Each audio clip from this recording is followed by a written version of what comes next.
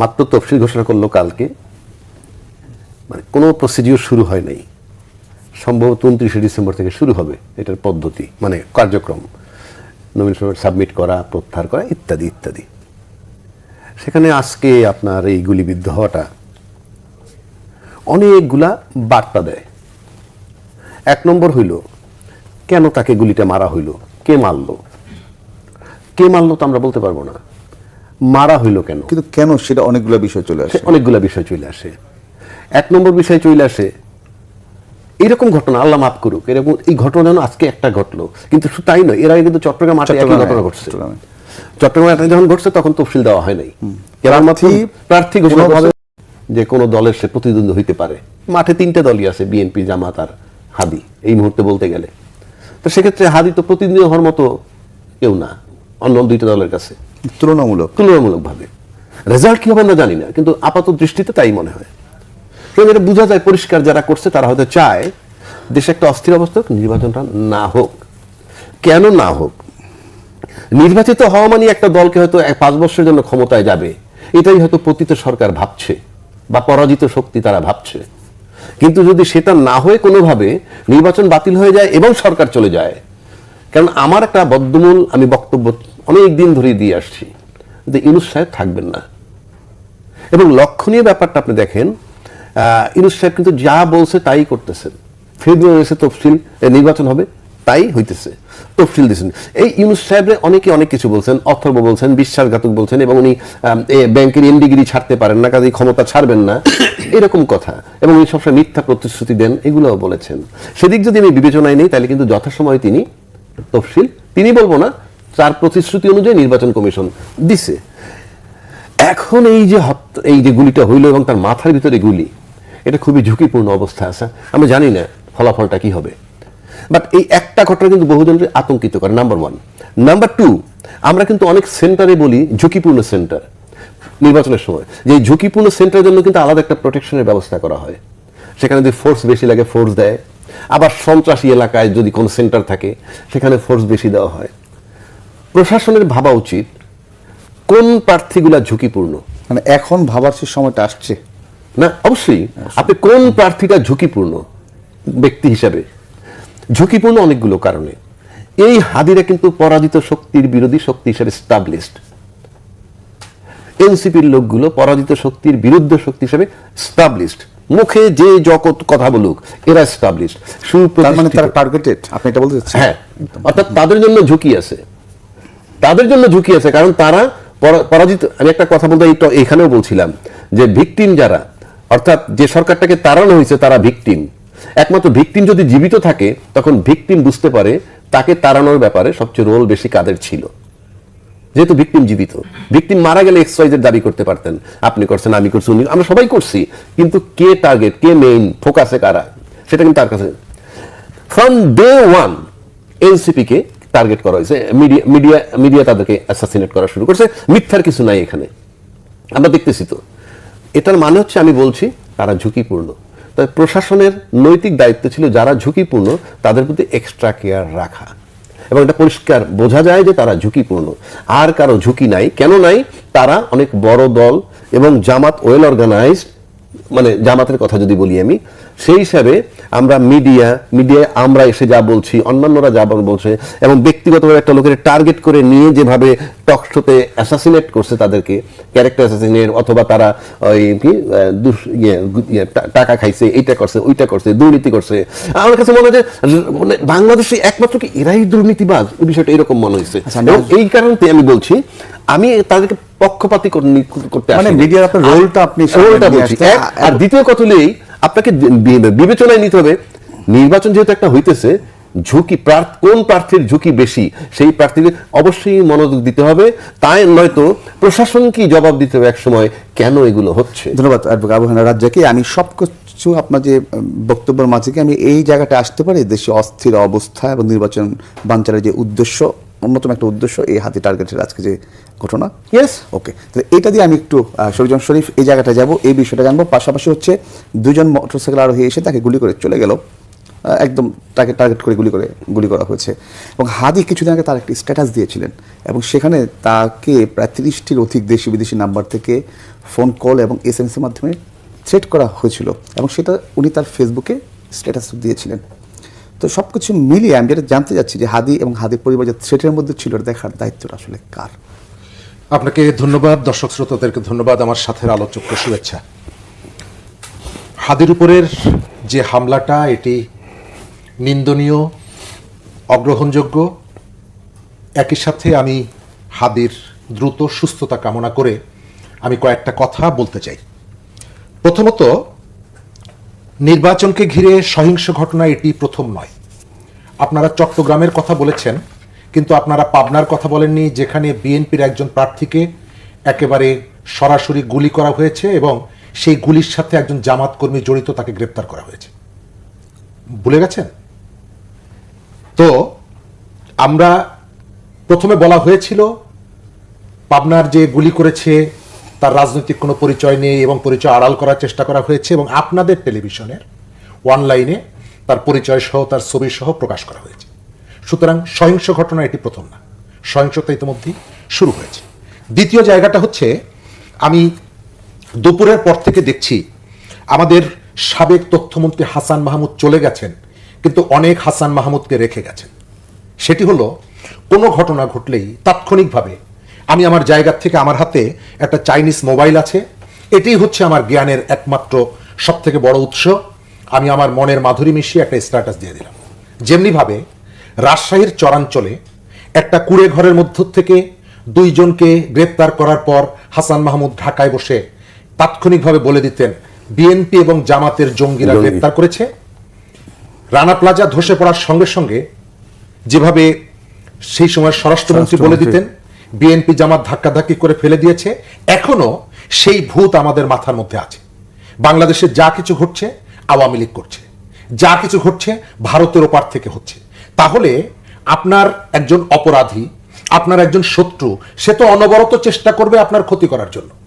আপনি সেই ক্ষতিকে প্রোটেক্ট করার জন্য কিছু কি করেছেন? আমি আপনাকে তথ্য প্রমাণ দিয়ে দেখাবো যে আমি একটু শরীফ আমি আসি, মানে আপনি যেহেতু কথাটা তুললেন আমি বলি। কিছুক্ষণ আগে সংস্কৃতি উপদেষ্টা উনি একটা বিষয় বলেছেন যে মোস্তফা সরোয়ার ফারুকী, যে ওসমান হাদিকে বহুবার ভারতীয় নাম্বার থেকে হুমকি দেওয়া হয়েছিল। ওসমান হাদি নিজেও এর আগে একাধিকবার সে পোস্ট দিয়েছে যে আমাকে ইন্ডিয়ার নাম্বার থেকে হুমকি দেওয়া হয়েছে। জায়গায় উনি সরকারের থেকে উনি এটা জানার পর আমার কথা হচ্ছে সেটা, আমি ওই জায়গাটা আসছি। মানে এরা যে এক একজন ফাজলামো করছে, বাংলাদেশের মানুষের সাথে ধোঁকাবাজি করছে, আমি আপনাকে প্রমাণ দিয়ে দেখাবো যে তারা ধোঁকাবাজি করছে। তো ওসমান হাদি কি কারণে, ওসমান হাদির বিশেষ করে আমি আগস্টের 5 তারিখের পরে হাদিকে চিনেছি, তার আগে আমার অতটা তার সম্পর্কে আমার জানা ছিল না, এবং এরপরে মানে কিছুটা যোদ্ধা হিসেবে আমরা তাকে অনেকটা তার সাথে একটা ঘনিষ্ঠতাও হয়েছে, মাঝে মধ্যে দেখা সাক্ষাৎ হয়, কথাও হয়। তো আমি ওই কারণে আমি মনে করি যে হাদি কতগুলো স্পষ্ট বক্তব্য তার অনেক ধরনের শত্রু তৈরি করেছে। প্রথমত, বিভিন্ন পক্ষ থাকে, একটা পক্ষ হচ্ছে সরাসরি আঘাত করে সে বেনিফিটেড হতে চায়, আবার কোন কোন পক্ষ থাকে যে ভেতরে একটা ক্যাচার লাগিয়ে দিয়ে তৃতীয় পক্ষ এখানে এসে কাজ করে। সুতরাং আমার এই মুহূর্তে আমি বলতে পারবো না যে হাদিকে কারা গুলি করেছে। এটি আমি মনে করি যে ওই যে হাসান মাহমুদের যে ভূত, সেই ভূতের আসরের জায়গায়। চট্টগ্রামে যে গুলিটা হয়েছিল 1 মাস পেরিয়ে গেছে, এখন পর্যন্ত তাকে গ্রেপ্তার করা যায়নি। আপনাকে মনে করিয়ে দেই, নুরুল হক নূরকে হত্যার উদ্দেশ্যে যখন হামলা করা হয় সেপ্টেম্বর মাসের 2 তারিখে, আপনার নিশ্চয়ই মনে আছে, সরকার 5ই সেপ্টেম্বর একটা বিচার বিভাগীয় তদন্ত কমিটি করেছিল এবং সময় দেওয়া হয়েছিল 15 দিনের মধ্যে তদন্ত রিপোর্ট বের হবে। নুরুল হক নূরও কিন্তু গণ অভ্যুত্থানের একজন সংগঠক এবং গত 15 বছর আওয়ামী লীগের দ্বারা নানাভাবে নির্যাতিত। তার জীবনও কিন্তু সংকটের শঙ্কার মুখে, এবং তাকে আক্রমণ করার পর সরকার অনেকগুলো ইনিশিয়েটিভ নিল, সমস্ত রাজনৈতিক দলকে ডেকে কথা বলল। যদিও নুরুল দলকে প্রথম দিন ডাকেনি, তার পরের দিন তারা ডেকেছিল সমালোচনার মুখে। সেপ্টেম্বরের 5 তারিখে সরকার একটা তদন্ত কমিটি করেছিল, বিচার বিভাগীয় তদন্ত কমিটি, 15 দিনের মধ্যে রিপোর্ট বের হবে বলেছিল। এখন পর্যন্ত সেই রিপোর্ট বের হয়নি। আজকে আবার বলছে যে এই ঘটনা নিন্দনীয় ঘটনা। উপদেষ্টারা বলছে এই ঘটনা নিন্দনীয় ঘটনা। আমি যদি প্রশাসনের কেউ হতাম, যদি তদন্ত করার সুযোগ পেতাম, আমি প্রথম তাদেরকে ডেকে জিজ্ঞেস করতাম যে আপনারা এই তথ্যগুলো কোথায় পেয়েছেন। এই ঘটনার দায় সরকার এড়াতে পারে না। কেন এড়াতে পারে না? সরকারের কাছে নিশ্চয়ই এই তথ্যগুলো আছে যে আমাদের এখানে যারা পালিয়ে গেছে তারা ষড়যন্ত্র যেমনি করছে, দেশের ভেতর থেকেও একটি অংশ চায় না প্রপার টাইমে নির্বাচনটা হোক। এবং নির্বাচনের তফসিল ঘোষণা করা মানেই নির্বাচন হয়ে যাওয়া তা না।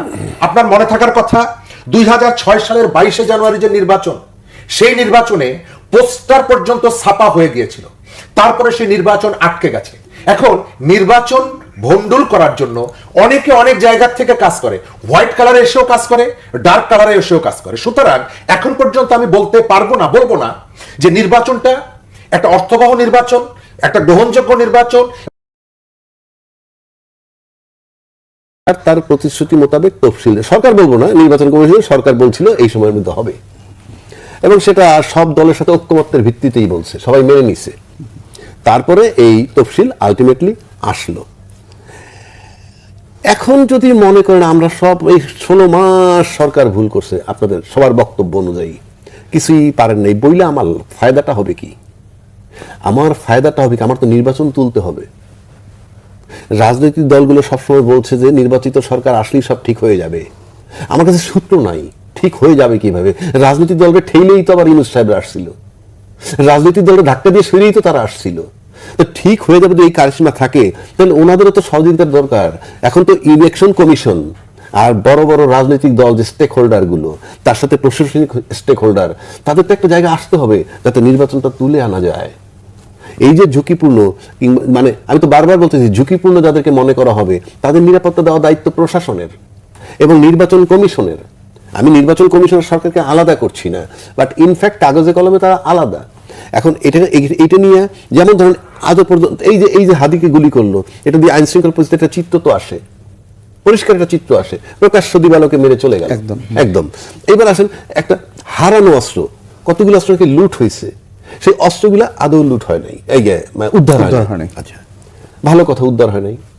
আপনি বলেন তো, আমরা বড় বড় রাজনৈতিক দলের কাছ থেকে কয়বার স্টেটমেন্ট পাইছি জোরালো, কয়বার এই অস্ত্র উদ্ধার হচ্ছে না কেন? আপনি বলতে চাচ্ছেন সরকারকে সহযোগিতার বিষয়টি আপনি বলতে চাচ্ছেন? আমি গভর্নমেন্টের চাপ দিছি কিনা? আমি তো পাইনি এরকম যে দলমত নির্বিশেষে অস্ত্র উদ্ধার করেন আগে, অস্ত্র উদ্ধার করেন আগে।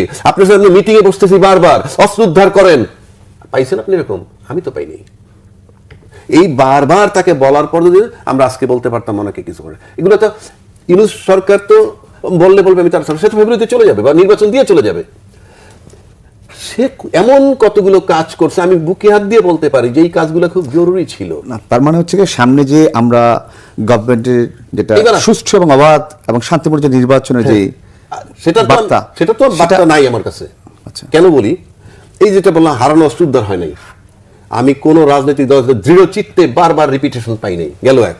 2 নম্বর লেভেল প্লেইং ফিল্ডে প্রশ্ন করতেছে সবাই না, অন্তত জামাত তুলছে, অন্য কোন দল তো বলতেছে না লেভেল প্লেইং ফিল্ড আছে। আপনাকে তো রিয়েলিটিতে থাকতে হবে। আবার বলা হচ্ছে জামাত প্রশাসন সাজাইছে, তো জামাত যদি প্রশাসন সাজাতে লাগে সেখানে আমি নির্বাচনে যাই কেমনে? লেভেল প্লেইং ফিল্ড নাই, আরেকজন তো বলতে হবে হ্যাঁ লেভেল প্লেইং ফিল্ড আছে। এখন তাইলে এটা রাজনৈতিক প্রতারণা আমি বলতে পারি। লেভেল প্লেইং ফিল্ড নাই, অস্ত্র উদ্ধার নাই, প্রশাসনের প্রকাশ্য দিবালোকে গুলি মারা হইতেছে, তারপরে আমি নির্বাচনে যাচ্ছি, তার মানে এগুলো ন্যারেটিভ তৈরি করে যাচ্ছি। কারণ কোনো কারণে কেউ যদি পরাজিত হয় তখন সে বলবে আমি তো আগেই বলেছি। তা না হলে এই সমস্ত প্রশ্ন আর একবারের জন্য কোনো দল উত্থাপন করতে পারবে না, কারণ আমরা এখন নির্বাচনের দিকে যাচ্ছি। নির্বাচনের দিকে যখন যাচ্ছি তাহলে দীর্ঘ 8 মাস 14 মাস 15 মাস 16 মাস ব্যয় করে আমরা এগুলোকে ঠিক করে গেছি বলে আমাকে ধরে নেওয়া হবে। লেভেল প্লেইং ফিল্ড আছে, হারানো অস্ত্র উদ্ধার হয়েছে এবং প্রশাসন একেবারে সুন্দরভাবে আছে, তাহলে নির্বাচনে যাচ্ছি কেন? কোনো রাজনৈতিক দল তাহলে এই কমপ্লেন করতে পারবে না যে লেভেল প্লেইং ফিল্ড নাই, হারানো অস্ত্র উদ্ধার হয়েছে কিংবা হয় নাই, এইসব নিয়ে প্রশ্ন করতে পারবে না। আপনি একদিকে এইগুলো বলে যাবেন, আর একদিকে নির্বাচনে যাবেন, ওইদিকে হাদির মতো লোক গুলি খাবে, আমরা তো সামনের গ্যারান্টিও জানি না। তাহলে আমরা কোথায় আছি? আমরা তো দল মত নির্বিশেষে একটা জায়গায় চূড়ান্তভাবে যাইতে পারি নাই। আপনি ভালো করে চিন্তা করেন যে এই প্রশাসন কাদের। রাজাকি ভাই, এই যে প্রেশার না থাকার কারণে কি গভর্নমেন্ট অস্ত্র উদ্ধার করতে পারে নাই, এটা বলতে যাচ্ছেন? না, প্রেশার না থাকার কারণে না। আমি ব্যক্তিগতভাবে যদি আপনি আমাকে বলেন, from day one this government is non cooperated by politicians and administration. নাইলে আপনি এই কথাটা আমাকে আবার রিপিট করতে হয়, আপনি কঠিনভাবে আওয়ামী লীগের বিরুদ্ধে আন্দোলন করছে 10-12 বছর এই দেশের রাজনীতিবিদরা, কিন্তু সেই আওয়ামী লীগ কিন্তু 15 বছর ক্ষমতায় ছিল, যাকে বিরোধিতা করার পরেও। আর এই সরকার 15 মাস তারে কন্টিনিউ সহযোগিতা করতেছে রাজনৈতিক দল এবং প্রশাসন, তাতে সে অস্ত্র উদ্ধার করতে পারে না, তাতে সে দিনের লোক মেরে ফেলায় পারে না। মানে এটা কি কোঅপারেশন? বিষয়টা তো আপনাকে বিবেচনায় নিতে হবে, খালি মুখে বললে তো হবে না। আমরা মুখে বলি কি করি কি, আমি চিন্তা করি একটা, করি আর একটা। This is the reality. তা নইলে আপনি বলেন না দলমত নির্বিশেষে। আমি যে কথাটা আপনাকে আগেও বললাম, এই যে এনসিপির লোক দুর্নীতি করছে, আমি বললাম আমি এনসিপির কথাটা নিই, এনসিপির লোক দুর্নীতি করছে। আমি আসবো এই দুর্নীতি এই বিষয়ে আসবো একটু। আমি শুধু কি সেই করছে?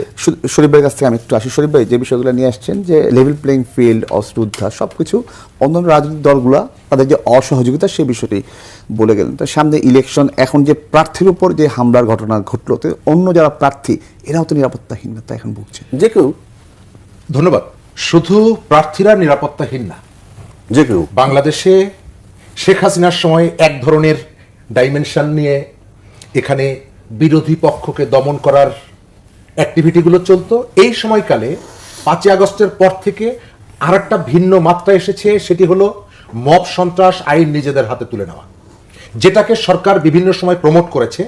সরকারের গুরুত্বপূর্ণ লোকজন বলেছে এরা হলো প্রেশার গ্রুপ। যদিও আমাদের সমাজে গত 15 বছর অসংখ্য ঘটনা ঘটেছে, যার ভেতর থেকে আপনার মনের মধ্যে একটা প্রতিশোধের স্পৃহা তৈরি হওয়াটা অস্বাভাবিক না। আমার ভাই বা আমার সন্তান আওয়ামী লীগের সময় র্যাব তুলে নিয়ে গেছে, ছাত্রলীগ মেরেছে, সুতরাং আমি অবশ্যই চাইবো তার প্রতিশোধ নিতে। কিন্তু রাষ্ট্রের দায়িত্ব হচ্ছে আইনি প্রক্রিয়ায় তার বিহিত ব্যবস্থা করা। আমার স্বজন যখন খুন হয়, আমি সঙ্গে সঙ্গে বলি খুনির ফাঁসি চাই, কিন্তু রাষ্ট্রকে তাৎক্ষণিকভাবে খুন ফাঁসি দেয়? আইনি প্রক্রিয়ার ভেতর থেকে সেটি এনশিওর করে। সরকার গত 1 বছর 1.5 বছর তার হাতে যে সময়টা ছিল, সরকার এটিকে প্রপারলি ইউটিলাইজ করেনি। রাজ্জাকি ভাই বলছেন পলিটিশিয়ানদের ক্রিটিক করা যায়, ক্রিটিসাইজ করা যায়, অনেকগুলো জায়গা আছে। কিন্তু এই সময়কালে আপনি যদি বলেন রাজনীতিবিদরা সরকারকে কোনো সহযোগিতা করেনি, আচ্ছা, গণ অভ্যুত্থানের অংশগ্রহণকারী যারা আহত এবং নিহত পরিবারের পক্ষ থেকে সব থেকে বেশি সমালোচনা হয়েছে কর্তব্য পালন করাতে না